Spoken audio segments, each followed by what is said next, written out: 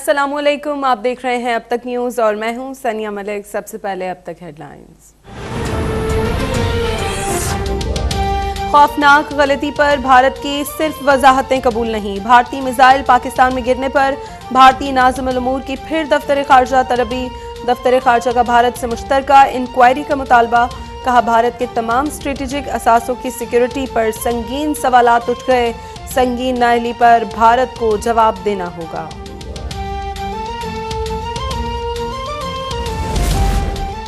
तहरीके अदम एतमाद पर काफ लीग हुकूमत का साथ देगी या अपोजिशन का? फैसला आज होने वाले मुशावरती इजलास में होगा।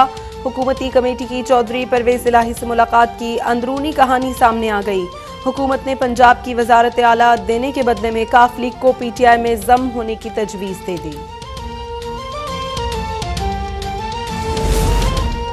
मैं उन लोगों की तरह नहीं जो 5 सीटों पर वजारत आला के लिए ब्लैकमेल करते हैं। वजीर दाखिला शेख रशीद का काफ लीग पर बड़ा हमला। जवाब में वफाकी वजीर मोनिस इलाही ने भी शेख रशीद को उनका माजी याद दिला दिया। कहा, शेख साहब, आप जमाने तालिब इल्मी में हमारे बुजुर्गों से पैसे लिया करते थे। अलीम खान और जहांगीर तरीन ग्रुप में फासले मजीद बढ़ने का इम्कान। तरीन ग्रुप और अलीम खान के दरमियान मुलाकात की अंदरूनी कहानी सामने आ गई। तरीन ग्रुप के बाज़ अरकान का अलीम खान बतौर वज़ीर आला पंजाब कबूल करने से इनकार। लंदन से लौटने वाले अलीम खान की जानिब से जल्द अहम ऐलान का इम्कान।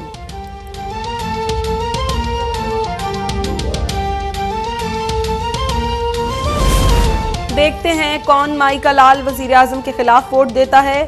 इनका अपने महलों में रहना मुश्किल हो जाएगा।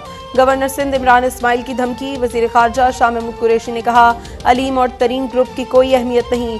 जो इमरान खान को वोट नहीं देता तो उसे अखलाकी तौर पर इस्तीफ़ा देना चाहिए।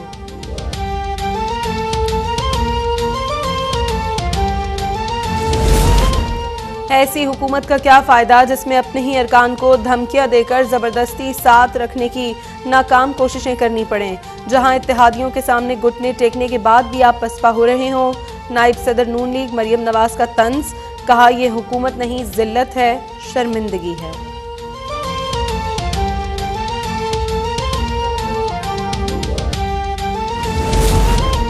तहरीके इंसाफ हालिया सूरत हाल से मजीद मजबूत होकर उभरेगी।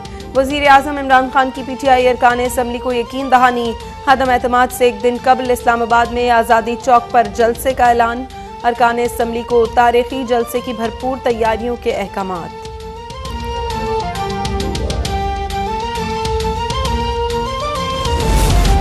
अपोजिशन की हुकूमत के खिलाफ नई हिकमत अमली। स्पीकर कौमी असम्बली के खिलाफ भी तहरीके अदम एतमाद तैयार। स्पीकर असद कैसर पर जानिबदारी और अपोजिशन अरकान को मुलाकात के लिए बुलाने के इल्जामात।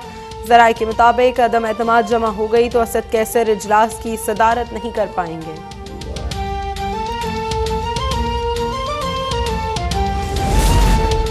आज वज़ीर आज़म इमरान खान और परवेज इलाही से मुलाकात होगी, जिसके बाद कौमी असम्बली का इजलास जल्द बुलाया जाएगा। स्पीकर असद कैसर का ऐलान।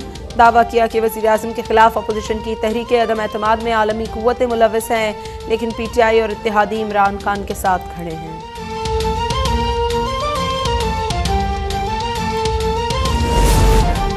आओ मिल बैठकर मुज़ाकरात से कोई हल निकालें। 1 साल बाद इलेक्शन होगा, ये ना हो कि आप 10 साल लाइन में लगे रहें।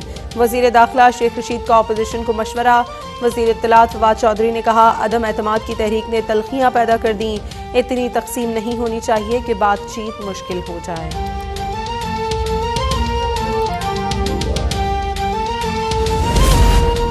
बातचीत सियासतदानों से होती है, गालियां देने वाले गुंडों और बदमाशों से नहीं। लीगी तर्जुमान मरियम औरंगजेब का जवाब।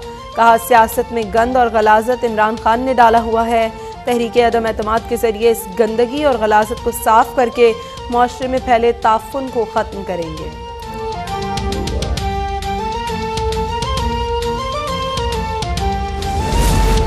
कराची से गिरफ्तार लीगी रहनुमा चौधरी तनवीर एंटी करप्शन रावलपिंडी के हवाले। नायब सदर मरियम नवाज ने चौधरी तनवीर की गिरफ्तारी को गैर कानूनी करार दिया। कहा, चौधरी तनवीर को राहदारी रिमांड के बगैर लाहौर लाया गया। चौधरी तनवीर दिल के मरीज हैं, उनको दवाई की फराहमी के लिए फैमिली को ताहाल रसाई नहीं मिली।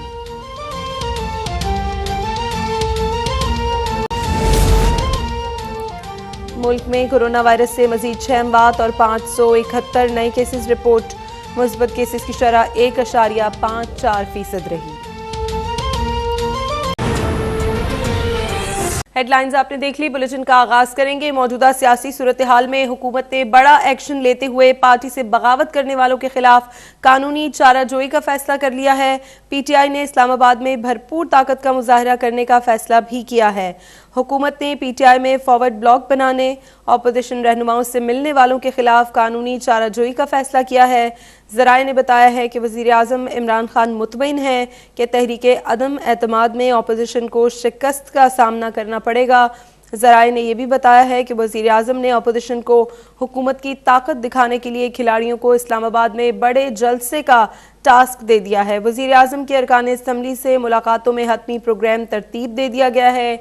ये जलसा तहरीके अदम एतमाद पर वोटिंग से एक रोज़ कबल किया जाएगा। मौजूदा सियासी सूरत हाल में हुकूमत का बड़ा एक्शन, पार्टी से बगावत करने वालों के खिलाफ कानूनी चाराजोई का फैसला कर लिया है। पीटीआई इस्लामाबाद में भरपूर ताकत का मुजाहरा करेगी। वफाकी वज़ीर दाखिला शेख रशीद अहमद ने काफ लीग का नाम लिए बगैर बड़ा हमला कर दिया।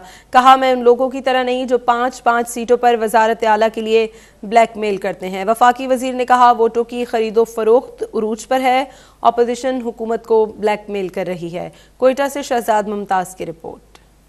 स्पीकर कौमी असम्बली कासिम सूरी ने कोयटा में पहले नादरा मेगा सेंटर का इफ्तिताह किया। इस मौके पर वफाकी वजीर दाखिला शेख रशीद भी उनके हमरा थे। मीडिया से गुफ्तगू करते हुए शेख रशीद का कहना था, अंसारुल इस्लाम या किसी मलेशिया को इस्लामाबाद में दाखिले की इजाजत नहीं होगी। पार्लियामेंट लॉजेस में थ्रेट है, आर्टिकल 245 के तहत फौज को तलब कर सकते हैं। उन्होंने कहा कि वोटों की खरीदो फरोख्त का बाजार गर्म है, अपोजिशन ब्लैकमेल कर रही है। वजीर आजम के साथ खड़ा हूँ, इमरान खान 5 साल पूरे करेंगे। ब्लैकमेलिंग भी इस इंतहा की कर रहे हैं कि मैंने जिंदगी में कभी नहीं सुना कि मिंबर की इतना रेट लगेगा।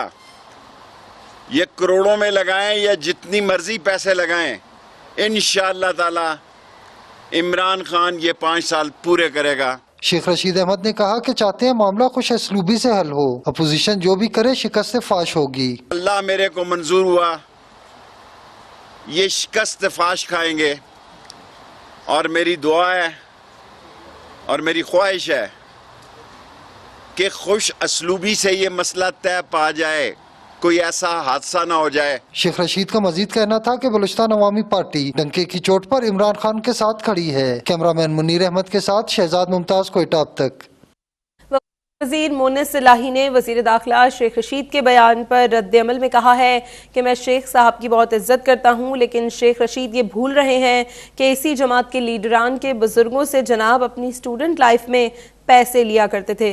वफाकी वज़ीर मोनिस इलाही ने वज़ीर दाखिला शेख रशीद के बयान पर रद्द-ए-अमल दिया। मोनिस इलाही ने ट्वीट किया और कहा कि शेख साहब की इज्जत करता हूँ। शेख रशीद इसी जमात के लीडरान के बुजुर्गों से स्टूडेंट लाइफ में पैसे लिया करते थे।